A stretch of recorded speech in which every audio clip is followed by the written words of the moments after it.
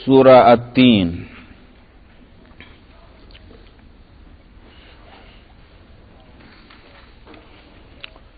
اعوذ باللہ من الشیطان الرجیم، بسم اللہ الرحمن الرحیم، والتین والزیتون وطور سینین وهذا البلد الأمين لقد خلقنا الإنسان في أحسن تقويم ثم رددناه أسفل سافلين إلا الذين آمنوا وعملوا الصالحات فلهم أجر غير ممنون فما يكذبك بعد بالدين أليس الله بأحكم الحاكمين.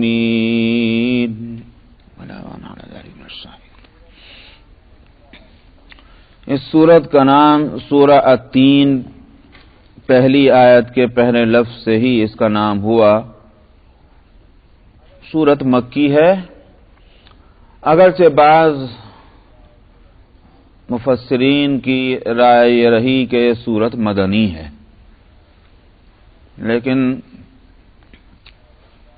مضمون اور انداز سورت کا کہ مختصر صورت ہے اور بات کو مختصر لفظوں میں کہا گیا، یہ انداز مکی صورتوں میں رہا ہے. اور جو مسائل مکہ مکرمہ میں درپیش تھے، انہی میں سے ایک مسئلے کو اس میں بہت ہی مؤثر انداز میں اور بڑی معقول دلیل کے ساتھ اس کو یہاں بیان کیا گیا. یہ وجہ بھی یہ بتلاتی ہے کہ سورت مکی ہے، تو اکثریت علماء کی اس طرف گئی ہے کہ سورت مکی ہے. اس میں قسم کھا کر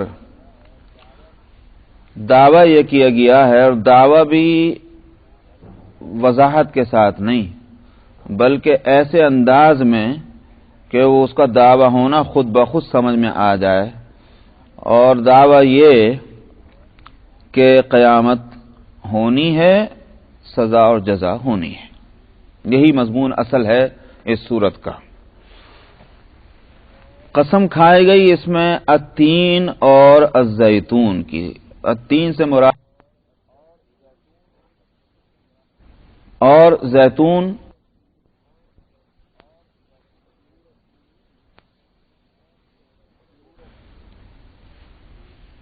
اور طور سینین، طور سینا، جس پر حضرت موسیٰ علیہ السلام کو نبوت بھی ملی اور اللہ سبحانہ و تعالی سے ہم کلامی کا شرف بھی ان کو حاصل ہوا.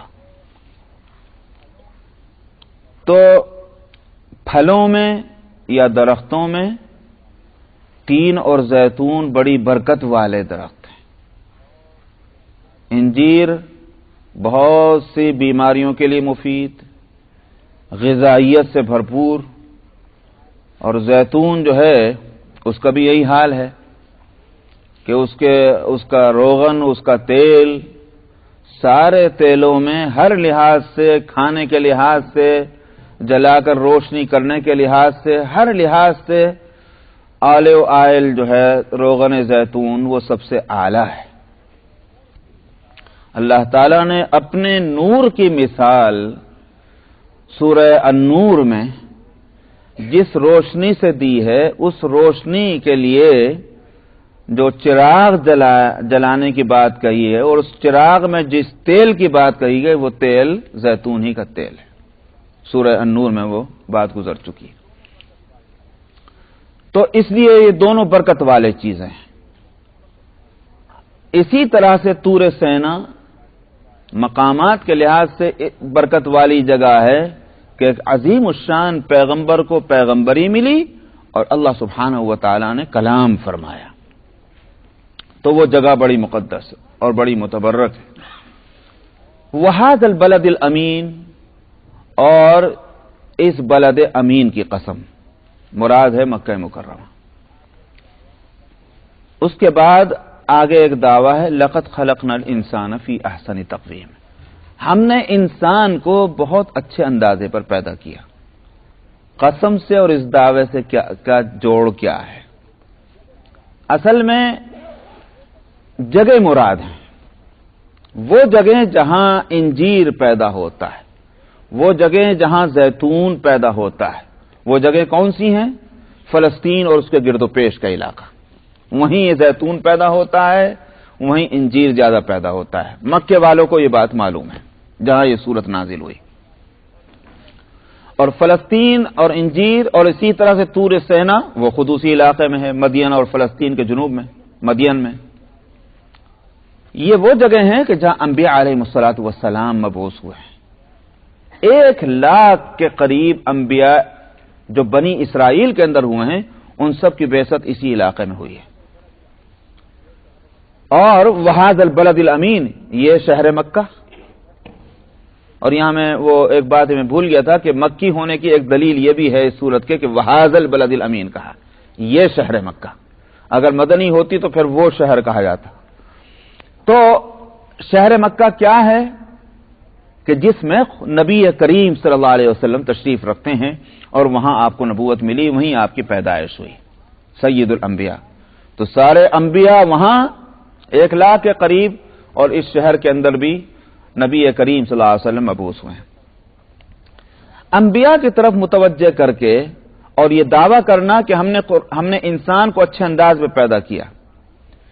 تو اچھے انداز میں پیدا کرنے کے معنی جہاں یہ ہیں کہ اس کا جسم، اس کا ناک نقشہ، اس کا اٹھان، یہ ساری چیزیں بہت خوبصورتی رکھنے والی ہیں، وہیں دراصل اس کے اندر جو اندرونی خوبیاں ہیں، باطنی، جو اصل انسانیت، جو اس کو دوسرے جانداروں سے ممتاز کرتی ہے، اس طرف اشارہ ہے کہ انسان کو ہم نے وہ صلاحیتیں دے کر دنیا میں بھیجا کہ آخر کار یہ اس بات کا اہل ہوا کہ اس کے اندر نبوت جیسی عظیم الشان ہم نے منصب ہم نے اس کو عطا کیا۔ نبوت کے قابل کوئی دوسری مخلوق نہ ہوئی، فرشتے ہوں یا حیوانات ہوں، جو بھی ہوں، اور بے جان چیزوں کو تو چھوڑ دیجئے، لیکن انسان کو نبوت کا منصب عطا کیا جانا یہ اس بات کی دلیل ہے کہ اس کے اندر صلاحیت تھی۔ تو ہم نے یہ خوبی دے کر انسان کو پیدا کیا۔ اب انسان دو طرح کے ہو گئے آگے چل کر۔ ایک تو وہ ہوئے کہ جنہوں نے اپنی صلاحیت کو ملیہ میٹ کر دیا، اور ملیہ میٹ کیا تو پھر ان کا ٹھکانہ ان بلندیوں پہ نہ رہا کہ جن بلندیوں کے وہ مستحق تھے اپنی صلاحیتوں کے لحاظ سے، پھر انہوں نے اپنا ٹھکانہ اپنے آپ کو گرا کر جو بنایا وہ بنایا اسفل سافلین، یعنی ساری گراوٹوں میں سب سے بڑھ کر جو گری ہوئی جگہ ہے، سب سے نیچی جگہ ہے، سب سے ذلت والی جگہ ہے، انسان نے اپنا مقام وہ بنایا۔ اس لیے کہ حیوانات اگر حیوانیت کرتے ہیں اور بہائم جو ہیں جو درندے اگر وہ درندگی کرتے ہیں تو کوئی تعجب کی بات نہیں، اس لیے کہ ان کے اندر اسی کی صلاحیت ہے۔ بھیڑیا اگر پھاڑ کھاتا ہے کسی جانور کو تو کوئی تعجب نہیں ہوگا، اس لیے کہ پھاڑنے کی صلاحیت اللہ نے اس کے اندر رکھی ہے۔ لیکن اگر انسان جو ہے وہ بھیڑیا بن جائے، انسان جو ہے وہ چوپایا بن جائے اور وہ خنزیر والا کام کرنے لگ جائے بے حیائی کا، تو اب تعجب ہوگا۔ اللہ نے اس کو اس کام کے لیے نہیں پیدا کیا تھا، اللہ نے اس کو بڑے کام کے لیے پیدا کیا تھا۔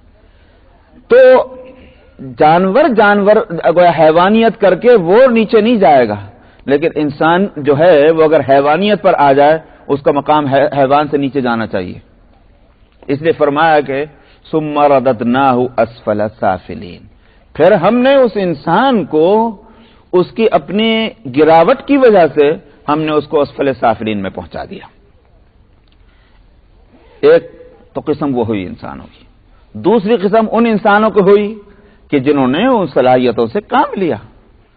انسانیت جو اللہ نے ان کو دی تھی اس انسانیت کا انہوں نے تحفظ کیا، اس کو سیکیور کیا، تو اور جس کی صورت یہ ہے کہ ان کے اندر ایمان ہے، اللہ سے اپنے رشتے کو وہ مضبوط رکھے ہوئے ہیں، وعملوا الصالحات، اور انہوں نے اللہ کی ہدایتوں پر عمل کیا ہے، نیک عمل کیے انہوں نے، تو فرمایا کہ یہ بے شک اس مقام پر موجود ہیں، اور نہ صرف یہ کہ اس مقام پر موجود ہیں بلکہ یہ کہ ان کے اس محنت کا صلہ کنٹینیو ان کو ملتا رہے گا، مسلسل، اس میں کوئی بیچ میں یہ گیپ نہیں آئے گا۔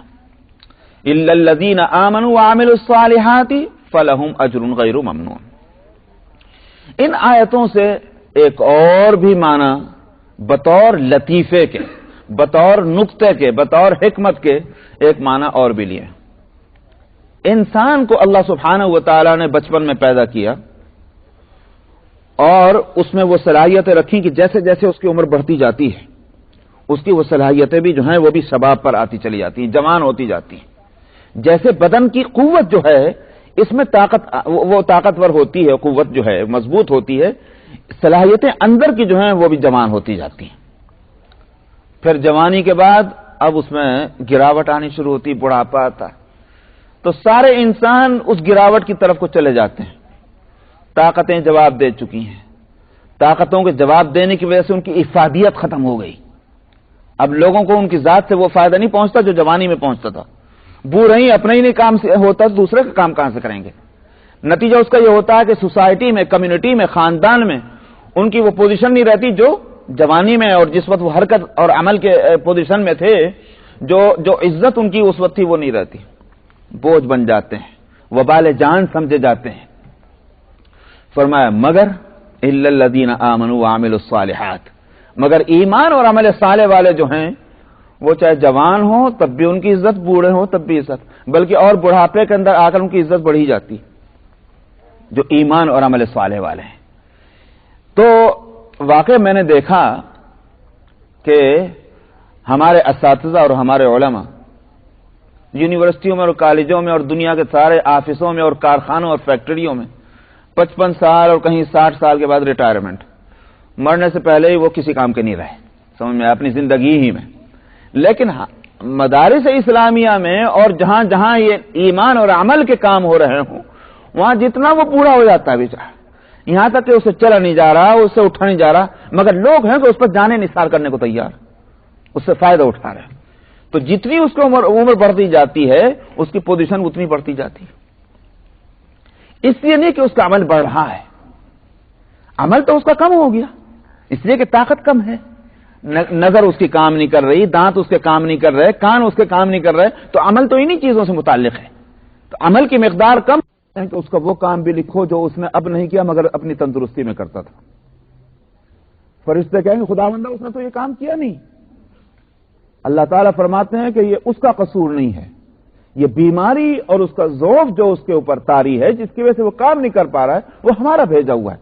لیکن جب اس کے پاس تندرستی تھی، جب اس کے اندر بدن کے اندر طاقت تھی، جب اس نے وہ کام کیے، اب اگر بیماری کی وجہ سے نہیں کر رہا اس میں اس کا قصور نہیں، اس کے اعمال نامے میں وہ سارے اعمال لکھو، اللہ کے حکم سے وہ اعمال لکھے جاتے ہیں تاکہ اس کو اجر ملتا رہے۔